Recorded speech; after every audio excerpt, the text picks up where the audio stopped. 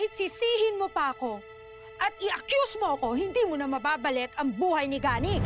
Matatahimik lang ako pag na-expose ko na yung kasalanan niyo.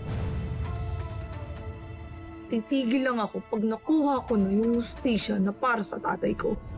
God, umalis na nga kayo. I-report namin kayo for harassment. Magdedemanda kayo. Sige, hindi ako natatakot sa inyo. Bakit? Ano sa tingin mo, mananalo ka? Wala namang proof yung witness nyo. Hindi pagtatrabahuhan ko. Pagtatrabahuhan ko yun, maghahanap ako ng mas marami pang ebidensya. Para mapatunayan na guilty ka. Handaan mo yan. Sinusumpa ko sa puntod ng tatay ko. Mabubulok ko sa ulo mo.